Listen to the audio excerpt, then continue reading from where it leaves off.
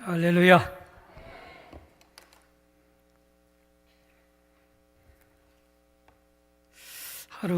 하루가 다르게 기운이 나는 거 보이시죠? 네. 근데 이제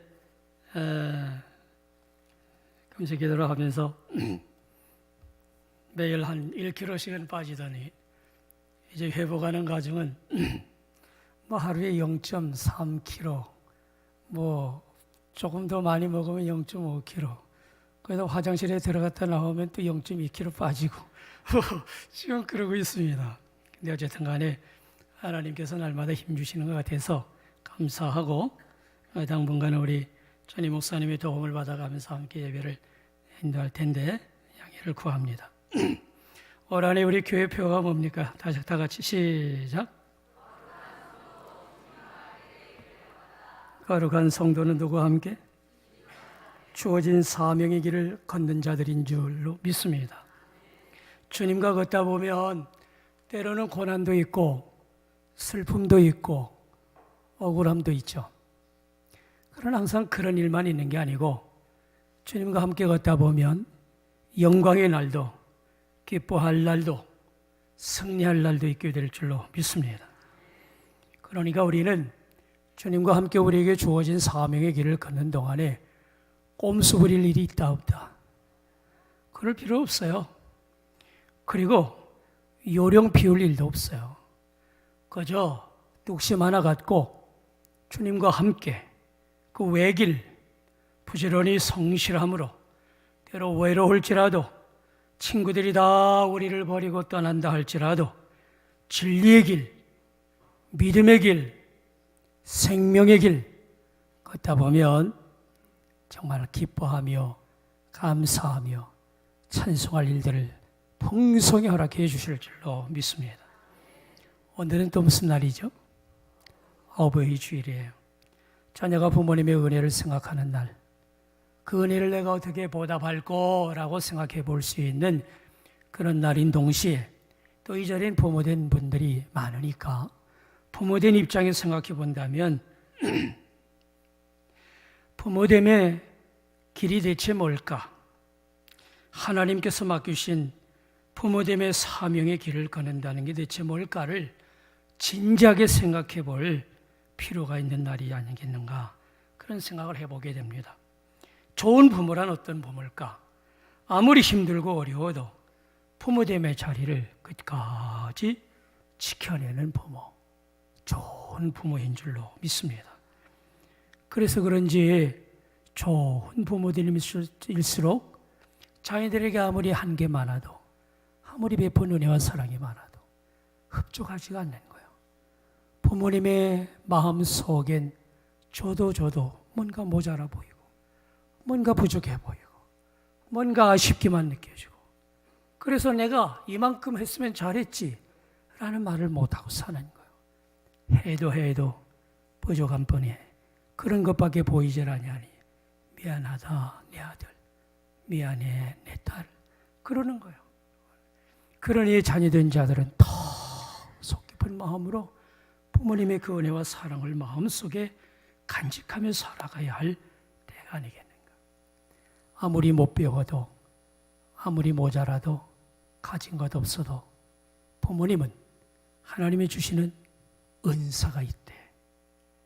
어떤 모양으로든 자녀들을 주님의 사랑 안에서 잘 키워낼 수 있는 뭐가 있다고요? 은사가 있다는 거예요. 오늘의 키워드는 바로 은사입니다. 그리스도인으로서 마땅히 갖추어야 할 일들, 하나님께서 살피시고 헤아리셔서 우리 가운데 거저 주시는 선물인데 그게 바로 은사라는 거예요. 그 은사를 내가 어떻게 선용하느냐에 따라 역사가 나타난다는 거예요. 특히 오늘 본문의 말씀을 보면 그와 같은 은사의 선용, 그것이 요셉에게 있어서는 어떠한 결실을 맺게 되는지, 아무것도 아닐 것 같은 그 작은 은사를 제대로 바르게 썼을 때 한 나라를, 한 민족을 세우는 귀한 토대가 될 수도 있다라고 하는 귀한 말씀을 우리에게 주시는 거예요. 자, 그 은사에 대해서 생각하기 앞서 이것부터 먼저 좀 생각을 해봤으면 좋겠습니다. 우리 1절에서 3절 말씀 볼까요? 다시 한번 1절에서 3절 시작. 그 후에 애굽 왕의 술 맡은 자와 떡 굽는 자가 그들의 주인 애굽 왕에게 범죄한지라. 바로가 그 두 관원장 곧 술 맡은 관원장과 떡 굽는 관원장에게 노하여 그들을 친위 대장의 집안에 있는 옥에 가두니 곧 요셉이 갇힌 곳이다. 그랬어요. 자, 뭐 생뚱맞게 이상한 말씀이 등장합니다. 자, 바로에게는 두 신하가 있었는데 술 맡은 관원장, 떡 굽는 관원장이라 했습니다. 며칠 전에도 아니 몇 주 전에도 말씀을 나눴습니다만은 왕에게 있어서의 음식은 사느냐 죽느냐 한순간에 그게 그렇기 때문에 이 음식을 맡아 관리하는 관원장들은 아무나 세워요? 기술이 있다고 세워요? 그렇지 않아요. 신뢰할 만한 자를 세우는 거예요. 친위대장도 마찬가지고 지근거리에서 생명을 다투는 그와 같은 영역에서의 일들을 감당하는 신하들이기 때문에 무엇보다 왕의 신뢰를 받는 자들, 그들을 세우는 거예요. 근데 그들이 무슨 실수를 했는지는 모르겠지만은 여기 보니까 왕에게 뭘 했다는 거예요? 죄를 범했다는 거예요. 범죄한지라 그랬어요.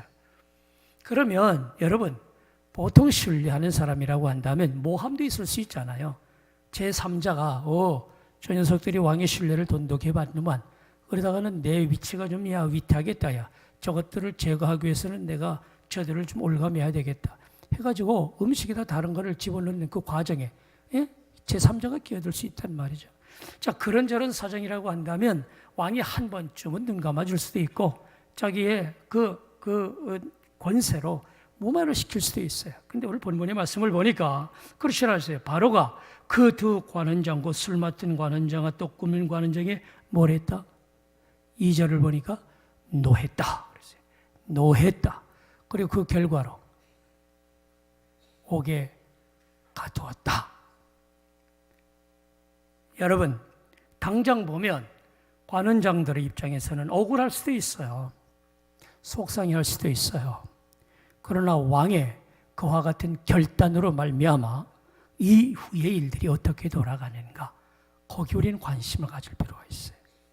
여러분, 부모됨의 사명을 감당할 적에 다른 건 몰라도 아이들이 하나님 앞에 범죄하거나 이웃에 대하여 잘못을 저지르면 어떻게 해요? 내 자식 귀하니까 누구도 건들지 마라. 내 자식은 내가 알아서 해. 감싸기만 하면 돼요. 에? 학교에서 선생님이 너 철수 일어나와. 너 왜 그래? 왜 친구하고 싸워? 따끔하게 혼내키고 그러면 애가 엄마 선생님이 나 혼냈겠어요. 그러고 전화하면 금방 달려와. 그러고선 선생님한테 멱살 잡고 욕하고 교장실로 끌고 가고 있을 수 없는 일이에요. 내 자식이 잘못되는 일을 선택하고 잘못은 저질렀으면 선생님 따끔하게 혼 좀 내주셔도 괜찮아요. 이게 부모님이에요. 그리고 다른 사람이 문제가 아니라 내 자식이 내 앞에서 뭔가 잘못된 일을 꾸미고 잘못된 선택을 하려 하는 게 확인되면 따끔하게 누가? 부모가 혼을 내켜줘요. 사랑의 매를 들어야지. 이게 부모가 해야 할 일이거든요. 남에게 맡기기 전에. 그리해야 우리 아이들이 그 다음 수순을 밟아가는 거예요. 그 다음 순서가 있는 거예요. 그때 그 일을 감당해 줘야 할 부모가 눈을 딱 감아버리면 문제가 심각해지는 거예요. 제가 어린 날에 선생님이 설교 중에 예화 가운데 그런 얘기를 들려주신 적이 있어요. 어떤 아이가 아장아장 걷기 시작한 아이가 이웃집에 가서 앵두를 땄나 봐. 비틀비틀 엄마 이게 뭐예요? 앵두야 앵두. 또 근데 그 어디서 났어? 여기 친구네 집에 가서 따왔죠요. 근데 엄마가 너무 이쁘니까 너무 귀엽다고 어이구 내 새끼 잘했네. 맛있게 먹어. 몇 살이 더 먹고 난 다음에 가서 또 따다가 먹고 엄마 이거 먹어도 되지? 괜찮아 먹어도 돼. 남의 물건 함부로 그렇게 딸 적에는 안 돼. 허락받았니? 확인해보고 잘못되면 그건 잘못된 거야. 아무리 먹고 싶어도 양해를 구하고 허락해 줘야 되지. 그때 따끔하게 했어야지. 그때 그래 엄마가 사랑스럽다고 귀엽다고 내 자식이라고 감싸면 안 돼. 자, 바늘 도둑이 뭔 도둑이 된다? 이 애가 자라고 난 다음에 강도짓을 해도 아무런 죄책감을 갖지 못해. 그 책임이 누구에게 있는 거예요? 부모에게 있다 이 말이에요.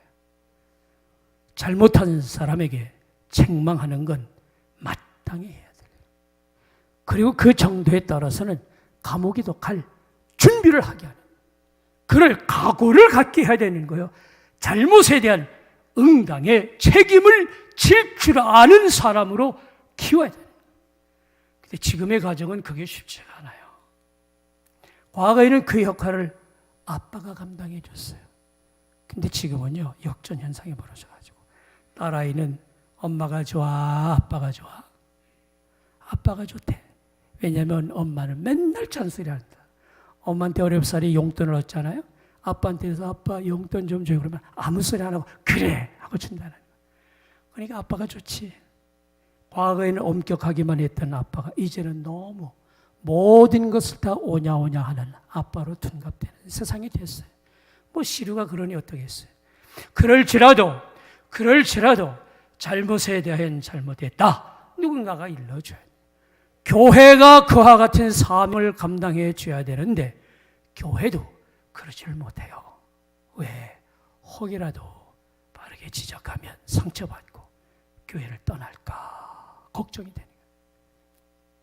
심지어 우리 교단 안에 어떤 교회가 잘못을 저질렀으면 따끔하게 어떤 일들을 처리를 해줘야 되는데 혹여 그러면 또 교단을 떠날까 걱정하니 무슨 일인들 못하는 거예요. 그러니 힘들고 어려워진 건 애매한 사람들만 고난을 당하는 거예요.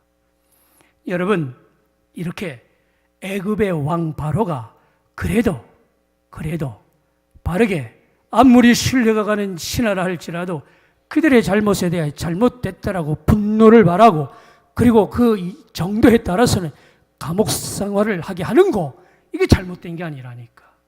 왜 그런지 아세요? 그네들이 감옥에 갇혔는데 그곳에 누가 있더라? 요셉이 있더라. 이게 중요한 거예요. 하나님의 사람을 만날 좋은 기회가 되는 거예요.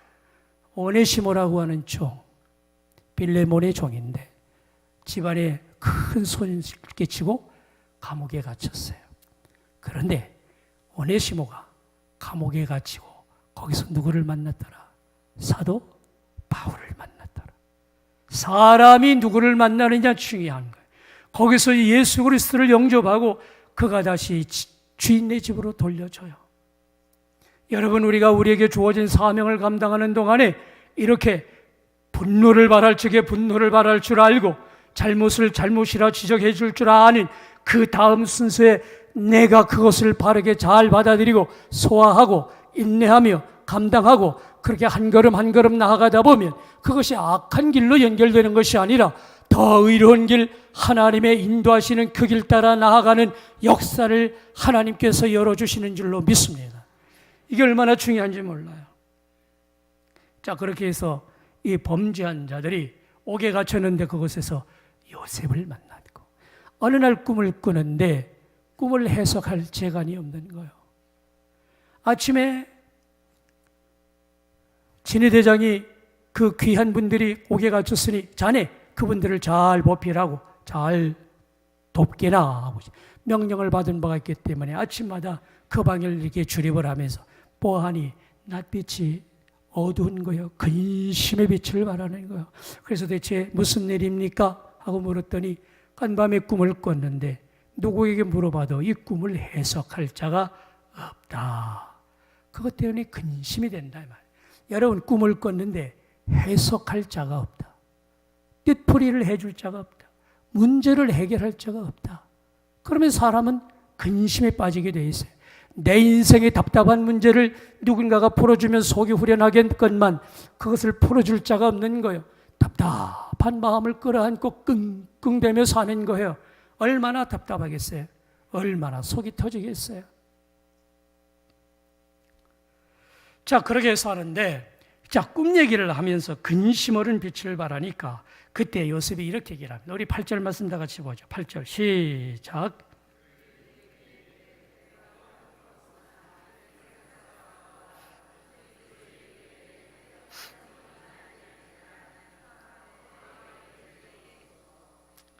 참 뭐라고 그랬습니까? 요셉이 그들에게 말하기를 해석은 누구에게 있나니? 하나님께 있는 것이 아니겠습니까? 여러분, 인생의 모든 답은 누구에게 있다는 얘기예요? 하나님께 있는 거예요. 사소한 것까지라도 내 인생의 문제 하나님 앞에 해결책이 있는 거예요. 그러니까 우리가 근본적으로 인정해야 될 것은 내 안에 정말 어쩌지 못하는 답답한 인생의 여러 가지 문제들을 가지고 전전긍긍하며 그것 때문에 염려와 근심 속에 사로잡혀 있을 때마다 아하! 지난번에 설교 시간에 말씀하셨지 인생의 답은 예수 그리스도시요 하나님밖에 해결할 자가 없다. 도대체 이 문제를 가지고 하나님 앞에 나아가면 하나님께서 내 인생의 문제에도 답을 주시겠지. 할렐루야! 이 믿음이 얼마나 중요한지 모릅니다. 해석은 하나님께 있도다. 문제를 풀어내시는 이가 하나님이시다. 자, 그러면 하나님 앞에 기도하세요. 하나님이 해석을 알려줄 겁니다. 이렇게 돼야 될 것 같은데 요셉은 그렇게 말하지 않았어요. 다시 한번 볼까요? 거기 하반절에 해석은 8절 해석은 시작. 해석은 하나님께 있지 아니하니까 청하건대 하나님께 아뢰세요가 아니라 누구에게 이르소서? 내게 이르소서. 그게 바로 은사의 지점이라는 얘기예요. 꿈의 해석은 하나님께서 근본하시지만 그러나 하나님께 아뢰라고 그러지 않고 내게 이르소서. 내가 답을 주리이다. 원래 답을 주시는 분은 하나님이신데 하나님께서 요셉에게 꿈을 해석하는 뭐를 주셨다? 은사를 주셨다. 그러니 주님의 선하신 뜻 가운데 제가 그 뜻풀이를 해드리겠습니다 라고 하는 거예요. 은사는 하나님이 행하시는 능력을 사람에게 위탁하여 그 일을 대신 감당하도록 하는 거, 그리고 주시는 선물, 거저 주시는 선물, 그걸 은사라 부르는 거예요. 이 세상에 태어나서 우리가 하나님의 자녀로 사는 동안에 뭘 가진 것이 있든 없든, 권세가 있든 없든, 건강이 있든 없든 그와 상관없이 주님의 자녀들에게 하나님이 주시는, 거저 주시는 뭐가 있다? 선물이 있는 줄로 믿습니다. 그것이 바로 은사라는 거예요. 은사. 저마다 교회 안에서는요, 어느 누구나 할 것도 없이, 예외됨이 없이 하나님은 은사를 하나씩 주시는 거예요. 은사 따라 봉사하시면 돼요.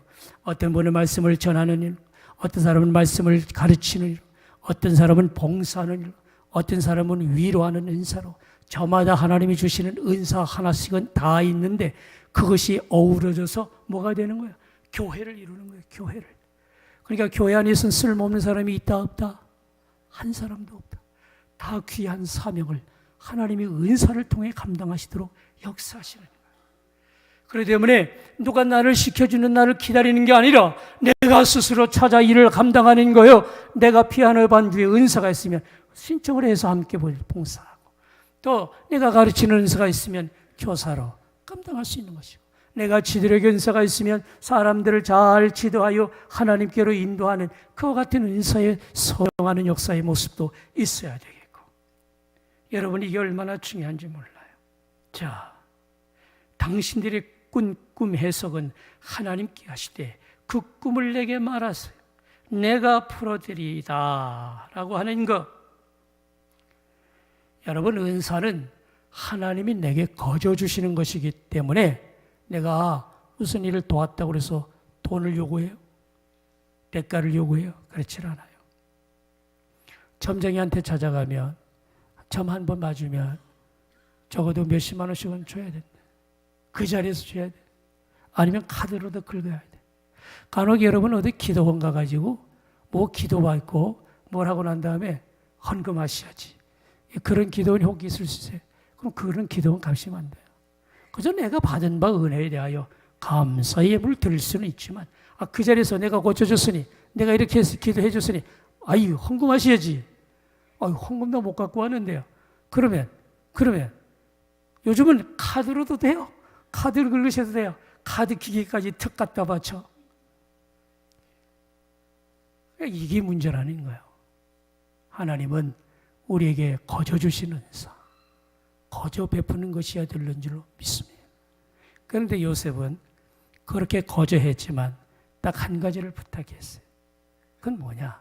돈 안 드는 일이니까 그래요. 우리 한번 말씀을 볼까요? 14절 15절 말씀. 14절 15절 다 같이 시작. 당신이 잘 되시거든 나를 생각하고 내게 은혜를 베풀어서 내 사정을 바로에게 아뢰요. 이 집에서는 나를 건져주소서. 나는 히브리 땅에서 끌려온 자요 여기서도 옥에 갇힐 일은 행하지 아니하리이다. 자, 요셉이 그 중에 술 맡은 관원장이 간밤에 내가 꿈을 꿨는데 포도나무가 내 앞에 있고 그 가지가 3개이고 자 순이 돋고 꽃이 피더니 포도송이가 열리더라. 내가 그 포도송이를 따가지고 집을 짜 바로 그러니까 애굽의 왕 잔에다가 따라주는 그런 꿈을 꿨다. 이게 도대체 뭔 꿈이더냐? 아하, 포도나무의 3가지는 3일을 말하는 것이고 그리고 또 왕의 잔에 포도즙을 짠다는 건 다시 당신은 과거의 그 직으로 다시 복직할 기회를 하나님이 주신다라고 말씀을 하시는 겁니다. 정말 3일 후에 바로의 생일인데 그날에 그가 내 고개를 들라 왕을 쳐다보니 내가 내 죄를 사하리였다. 그리고 다시 그가 복직이 되는 거예요. 자, 그런 꿈 해석을 하고 난 다음에 그에게 부탁을 합니다.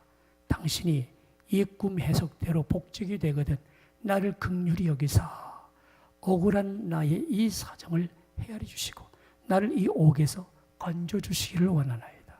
부탁을 하는 거예요. 돈 들이지 않는 거. 가능 아니면 그렇게 해달라 이 말이에요. 그렇다고 뇌물을 썼어요. 그렇지도 않았어요.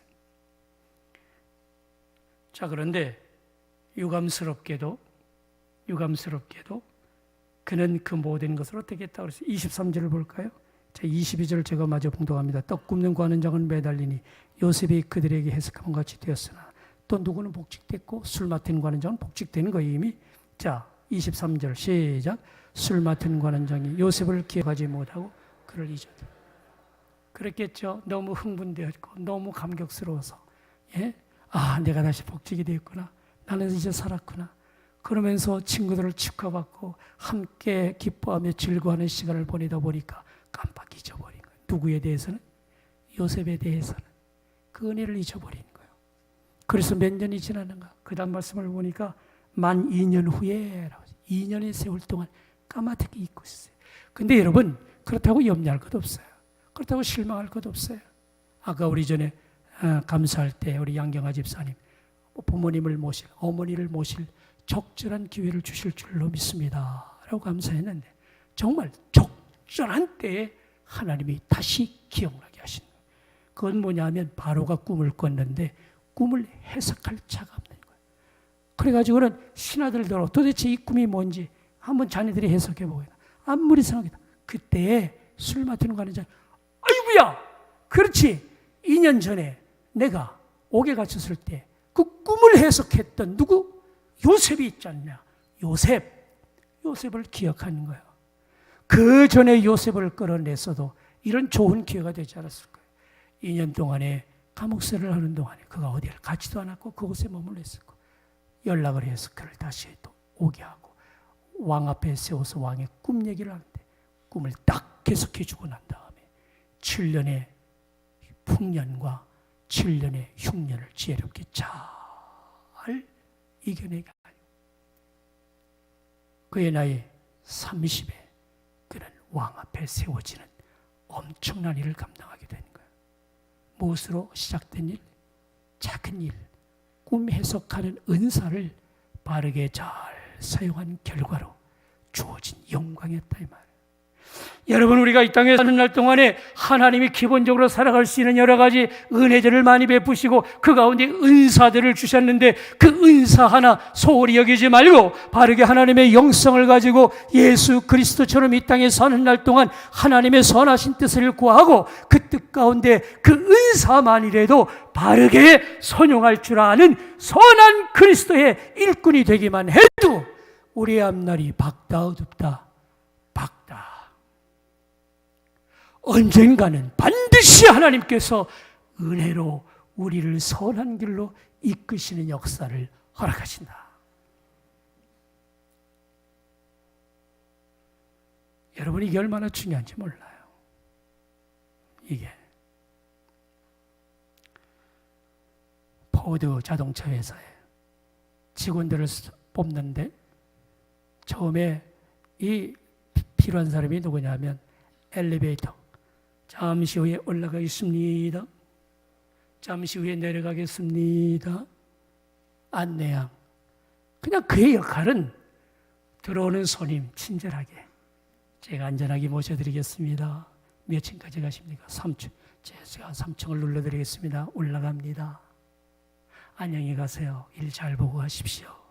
인사만 잘하면 돼. 인사만 잘하면 되는 거예요. 인사부에서 그렇게 직원을 뽑아 일을 시키는데 언젠가 회장이 그 지회사를 방문하고 뜩 탔는데 얼마나 그 안내양이 안내를 친절하게 잘하는지, 자기에게만 잘하는 줄 알았더니 일반의 고객들에게도 그렇게 친절하게 밝은 낯으로 인사하고 안내를 하고 복을 빌어주고 그러는 거. 감동을 하는 거예요. 누가? 그 회사의 회장님께서 감동을 하시니. 그래 인사부에다 부탁을 했어요. 그 직원 내 개인 비서로 쓸 수 없겠나? 여러분, 사람은 이러는 거예요. 작은 것 하나 바르게 주의 진리 안에서 맡기신 바의 사명대로 겸손히 충성되게 감당하다 보면 사람의 앞길은 어떻게 열릴지 몰라. 그러나 우리는 보통 에이 뭐야 나한테 고작 이런 거나 맡겨? 그러면 안 되는 거예요. 그러면 안 되는 거예요.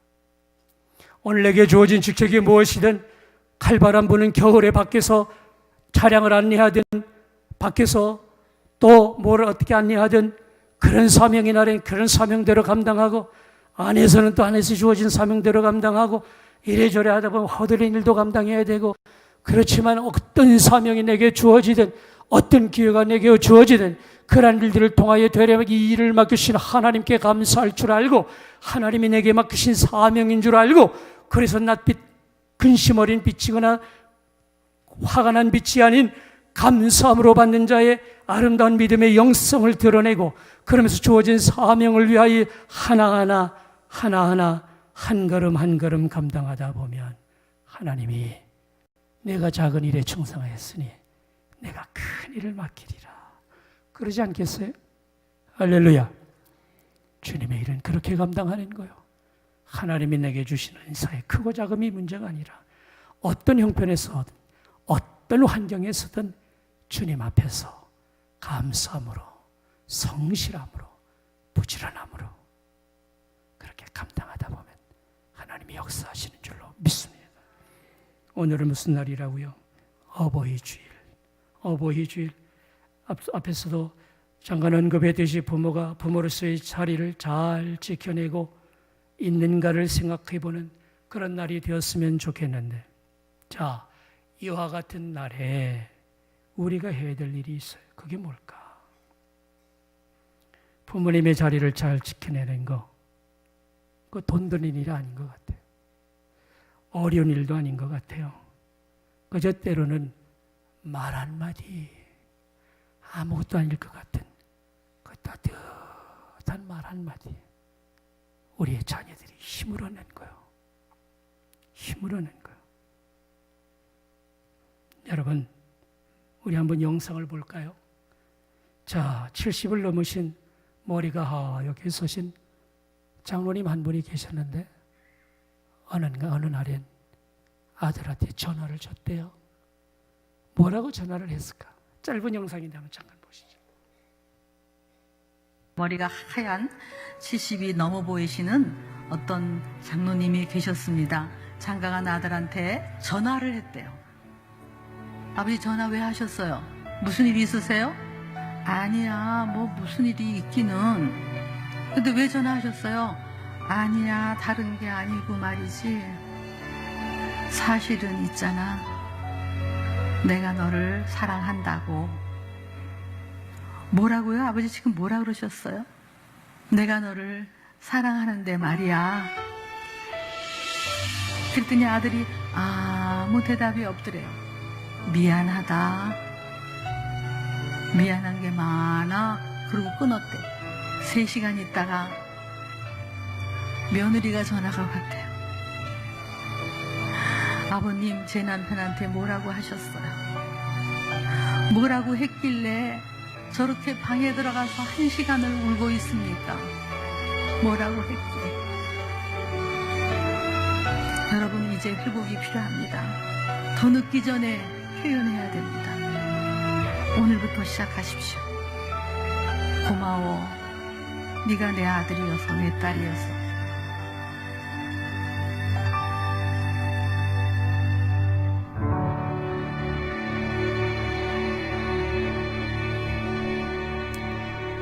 하나님이 우리에게 맡기신 은사, 사명은 어렵고 복잡한 게 아니더라. 따뜻한 말 한마디 속에서도 하나님의 역사는 일어나는 거예요. 절망에 사로잡힌 자식이 다시 소생하는 거예요. 힘들고 어려운 골짜기를 걸어갈 적에 살 길이 열어지는 거예요. 교회가 다시 소생하는 거예요.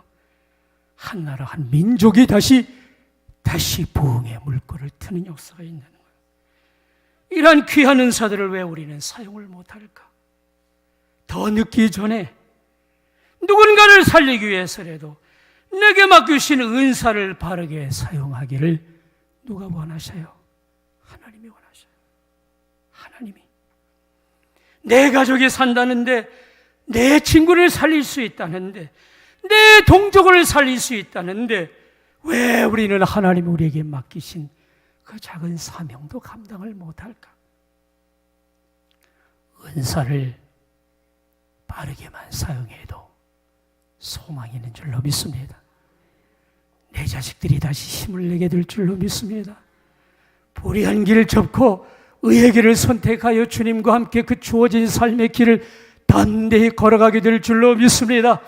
큰 일이 아니라 작은 결단, 작은 헌신, 작은 수고, 내게 맡기신 바 작은 은사를 가지고 바르게 사용할 때 술 맡은 관원장이 복지게 되고, 그 일이 계기가 되어 요셉이 총리 대신이 되고, 그 일로 말미암아 한 나라가 굶주림의 도탄에서 건전임을 입고 야곱을 비롯한 온 집안 식구들이 그 은혜를 입고 사는 것처럼 오늘 주님 앞에 받은 은사를 바르게 사용하는 한 사람, 나의 결단으로 말미암아 하나님은 위대한 역사를 꿈꾸게 하시는 줄로 믿습니다.